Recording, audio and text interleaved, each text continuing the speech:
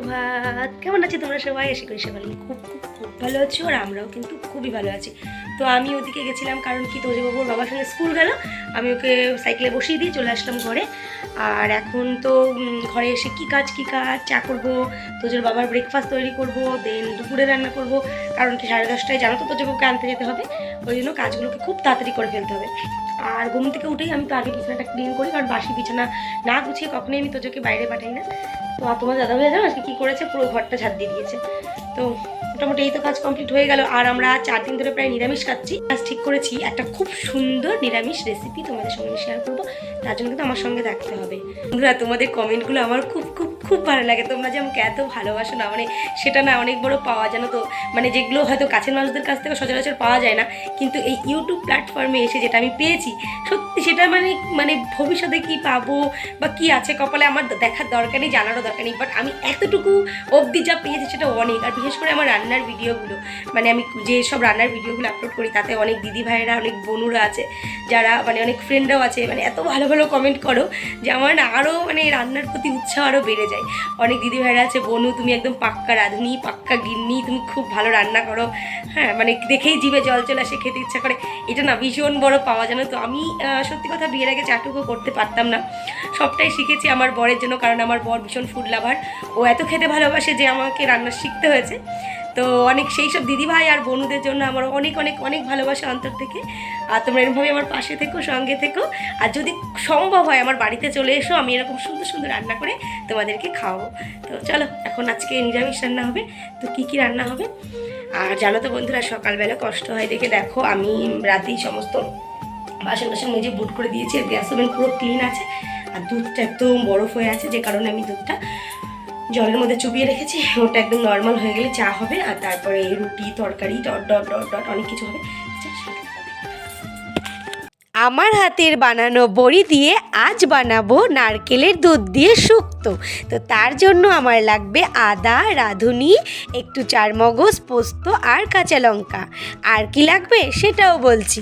আর লাগবে সজনে ডাঁটা, সাথে লাগবে বেগুন, আর লাগবে আলু, আর কি লাগবে মিষ্টি আলু বা রাঙা আলু। আর বড়ি সেটা তো লাগবেই, সাথে লাগবে কিছু বিনস, আর নিয়ে নেব কাঁচকলা, আর নেব উচ্ছে, যেটা তো ছাড়া শুক্তো হবেই না। এই সমস্তটা আমি কি করব, খুব সুন্দর করে ভেজে নেব, যেটা তোমরাও করো। আমি জানি তোমরা সবাই পারো, তবুও আমি রিকোয়েস্ট করব আমি কীভাবে শুক্তোটা রান্না করছি সেটা একবার দেখার জন্য। তো জানো তো এই বড়িগুলো না খুব শক্ত, যখন জলের মধ্যে বা ঝোলের মধ্যে ডুবে যায় ফুলে ফুলে এত বড় হয়ে যায়। তো তার জন্য তোমাদেরকে দেখাবো যে বড়িগুলো ফোলার পর ঠিক কেমন দেখতে লাগে। তো প্রথমেই আমি দিয়ে দিয়েছি কাঁচকলা, আর কাঁচকলার মধ্যে দিয়ে দিয়েছি 1 চিমটি হলুদ। ও সরি, তার আগে আমি বড়ি ভেজে তুলে রেখেছি, সেটাও তো তোমাদেরকে দেখালাম। তো কাঁচকলা আমার ভাজা হয়ে গেছে, এবারে ভেজে নেব আলু। তো বন্ধুরা, আর বক বক করবো না, এক এক করে আমি সবগুলোকে ভেজে নিয়ে তারপর তোমাদের সামনে আসছি।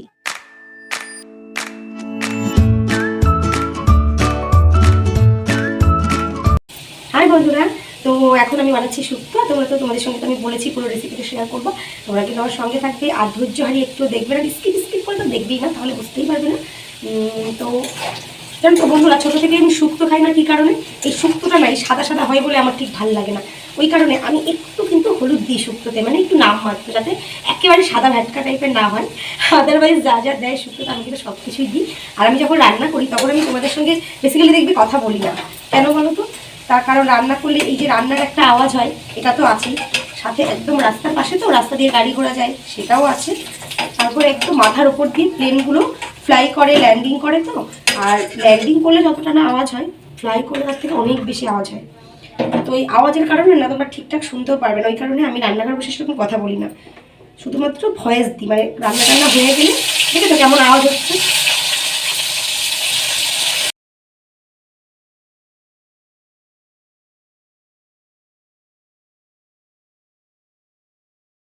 চিমটি সব কিছু যখনই ভাজবো, আমি 1 চিমটি করে হলুদ দিয়ে ভাজবো, তাহলে এই যে কালারটা ঠিক এইরকম আসবে।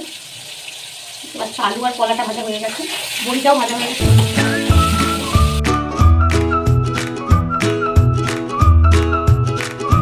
শুক্তো বানাতে যেহেতু একদমই কম সময় লাগে, কারণ কি আলু আর কলাটা দেখো এমন করে ভেজেছি যে একদমই খাওয়া যাবে, এতটা নরম হয়েছে। দেখতেই পাচ্ছ, চাপ দিলেই গলে যাচ্ছে। আমি কিন্তু এইভাবে কলাগুলোকে ভাজি। আর আলুটাও তোমাদের খুব গরম, দেখো বন্ধুরা, আলুটাও কিন্তু গলে গেছে। আমি যখন শুক্তো রান্নার জন্য সবজিগুলোকে ভাজি, মানে ভাজা হতে হতে গলে যাবে সেরকম করেই ভাজি।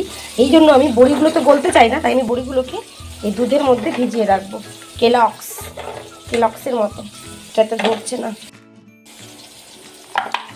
তাহলে না এই বড়িগুলো খুব সুন্দর ফুলে যাবে। মানে দুধের মধ্যে চুবিয়ে রাখলে ফুলে যাবে। দেখো দেখতে কেমন লাগছে, পুরো কেলক্সের মতো লাগছে, মনে হচ্ছে কেলক্স আর দুধ।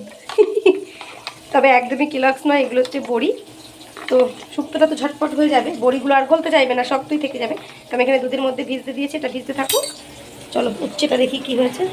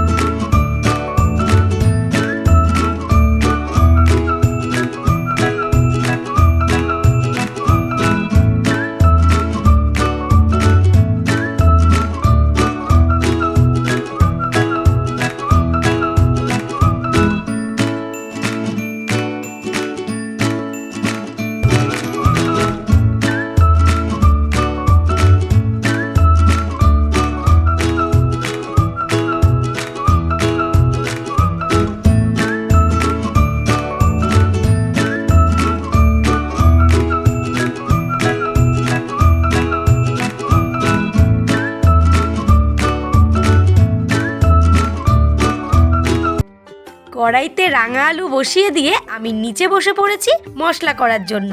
যে যে ইনগ্রেডিয়েন্টসগুলো দেখালাম সমস্তটা কিন্তু আমি শিলে বেটে নেব। তো একদিকে বাটছি আর একদিকে আবার রাঙা আলুটাকে একটু নেড়ে দিচ্ছি যাতে পুড়ে না যায়। তো দেখতেই পাচ্ছ আমার কাঁচা লঙ্কা বাটা হয়ে গেছে। এবারে আমি পোস্ত আর চারমগজটাও খুব সুন্দর করে বেটে নেব যাতে একদমই দলা দলা না থাকে। তো পুরো মিহি পেস্ট, যাকে বলে মিহি পেস্ট। তো দেখতেই পাচ্ছ আমার বাটা হয়ে গেছে। আর বাকি আছে আদা বাটা হয়ে গেলেই কিন্তু সমস্ত মশলাটা আমার বাটা কমপ্লিট হয়ে যাবে। তারপরে শিলনোড়াটাকে খুব সুন্দর করে ধুয়ে উঠিয়ে রাখবো। এটা কিন্তু আমার রোজকারের ডিউটি যে মশলা করলে ভালো করে ধুয়ে মুছে রাখতে হবে। তারপরে সবশেষে ভেজে নিচ্ছি সজনে ডাঁটা। এটা ভাজলেই সমস্ত সবজি কিন্তু আমার ভাজা হয়ে গেছে। এবারে আমি শুক্তোটা কিভাবে বানাবো সেটাই তোমাদের সঙ্গে দেখাবো। ও তারই মধ্যে তোমাদের দাদাভাই নিয়ে চলে এসছে পটল। ঘরে পটল ছিল না, তাই আবারও পটল নিয়ে চলে এসছে। তো শুক্তোর মধ্যে একটু পটল খেতে আমি খুব ভালোবাসি, তোমরা নাও ভালোবাসতে পারো, সম্পূর্ণ এটা আমার পার্সোনালি ভালো লাগে। তো তাই আমি এখন দুটো পটল কেটে নেব।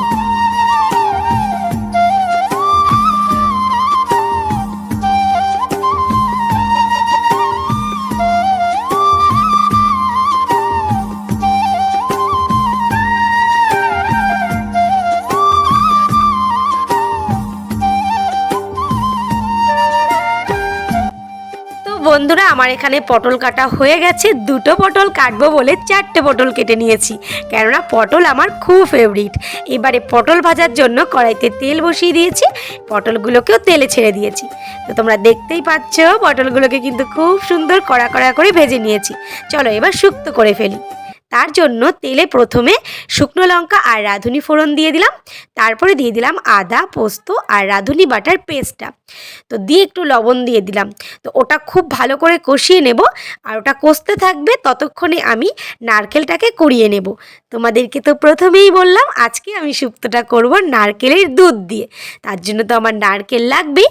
তো নারকেলটা কোড়াতে আমার লক্ষ্মী পুজোর কথা মনে পড়ে যাচ্ছে, কারণ লক্ষ্মী পুজো এলেও কিন্তু এইভাবে নারকেল কুড়িয়ে আমরা নাড়ু করি, তাই না বলো বন্ধুরা? তো এদিকে দেখো খুব সুন্দর করে মশলাটা কষে গেছে আর তেলও বেরিয়ে গেছে। এবারে সমস্ত ভেজে রাখা সবজিগুলোকে এই মশলার ভেতরে দিয়ে ওই মশলাটার সঙ্গে সবজিটা খুব সুন্দর করে কষিয়ে নেব।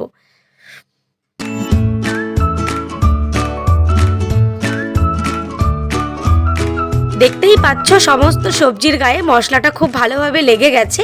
এবারে আমি এতে দিয়ে দেব সেই দুধে ভিজিয়ে রাখা বড়িটা, সাথে দুধটাও। এটা কিন্তু একদমই গরুর দুধ। আর সাথে দিয়ে দেব কিন্তু পরিমাণ মতো জল। দুধ আর জলের সঙ্গে বড়ি সহ সমস্ত ভেজে রাখা সবজিটা খুব ভালোভাবে ফুটে উঠলেই এতে আমি নারকেলের দুধটা দেব। তো চলো এবার নারকেল কোড়া থেকে দুধটা বের করে নিই।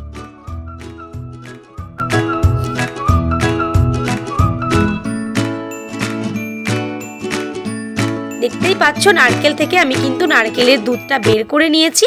এবারে একটু দেব সর্ষে বাটা। তো আমি সর্ষেটাও বেটে নিয়েছি। বেটে নিয়ে সর্ষের যে পেস্ট, মানে ওপরে যে খোসা, ওটাকে আমি দেব না, জাস্ট সর্ষে বাটার ঝোলটা আমি দেব। তো যেই আমার বড়ি সহ সবজিটা ফুটে উঠেছে, এবারে দিয়ে দিলাম নারকেলের দুধ।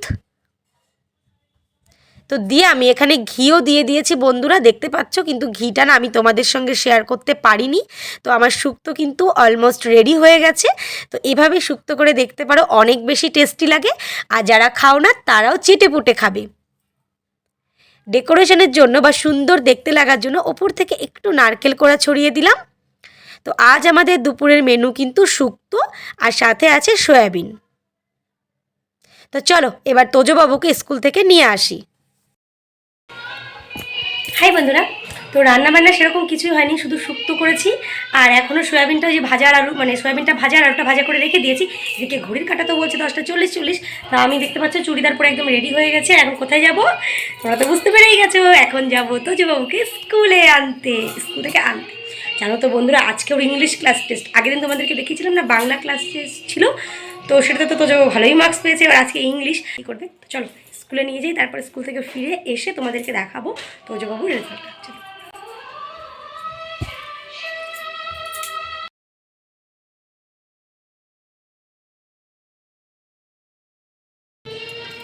তো বন্ধুরা ভাবছি যে কি যে হবে, পাশে গান বাজছে, এই ভয়েসটাই দেবো নাকি পরে ভয়েস ওভার দেবো ঠিক বুঝতে পারছি না।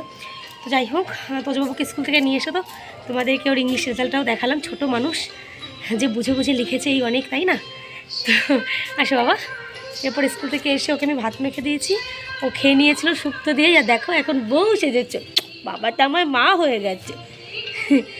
আরে আমার তো মাথায় রোদ্দুর লাগতে যায়। পাশে তো কালী পুজো শুনতে পাচ্ছ, গান বাজছে। তো এখন তোজবাবু হাতে আবার ঘড়িও পড়েছে।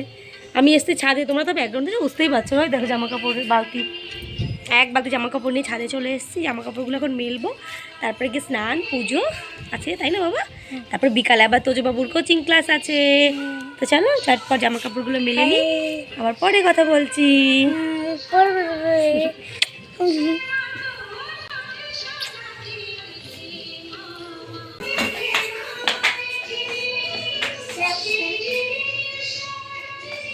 টুকি টুকি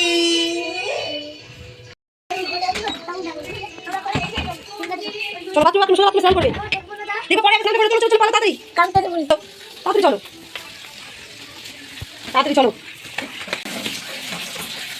তোজবাবু বাথরুমে স্নান করতে ঢুকছে। তোজবাবুকে স্নান করিয়ে দিয়েছি, ঘুম পাড়াবো। অমনি পাশের বাড়ির থেকে দেখো পুজো হয়েছিল, তাই প্রসাদ দিয়ে গেল। তাই তোজবাবু বলছে মা আমি একটু প্রসাদটা খেয়ে তারপর ঘুমাবো। তো এখানে খিচুড়ি, লুচি, সুজি, খইমুড়ি, ফল সমস্তটাই আছে। আর এখানে আমি আর তোজো তাই প্রসাদ খেতে বসেছি। তো চলো প্রসাদটা খেয়ে ওকে ঘুম পাড়িয়ে তোমাদের সামনে আসছি। স্নান হয়ে গেছে, আর আমি স্নান করে এসে দেখি ওই দেখো আমার তোজসোনা ঘুমিয়ে পড়েছে। আর ওই যে বই খাতা পেন্সিল বক্স সবই ছড়ানো ছিটানো রয়েছে।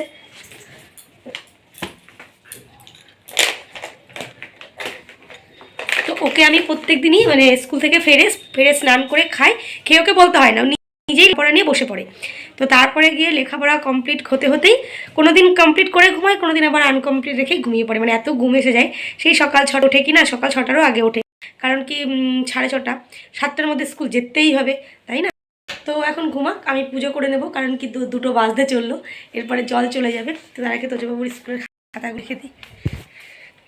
ওই দেখো তোমাদের দাদাভাই ফুল ফল সব এনে দিয়ে গেছে, ফুল ফল আনা হয়ে গেছে। চলো পুজোটা করে নিই, তারপর আবার তোমাদের সঙ্গে পরে কথা বলছি।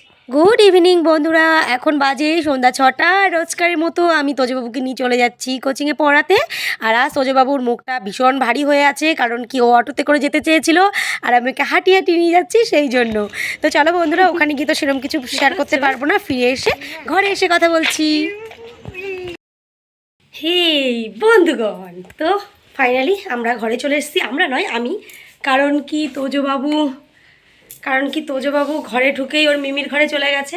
আর দেখো, এখন আমি কাঁধ থেকে ব্যাগটা নামাইনি। নিজের স্কুল কলেজ জীবন শেষ, কিন্তু ছেলের স্কুল জীবনে আবারও সেই কাঁধে ব্যাগ তুলে নিয়েছি। তো ঘরে ঢুকলাম, ঢুকেই দেখি একদম বর মশাই খাটটার একদম বিচ্ছিরি অবস্থা করে রেখা গেছে। পেছনের দিকে তোমরা কেউ তাকাইও না, আমি ঝটপট ড্রেস চেঞ্জ কইরা এগুলোরে গুছামো।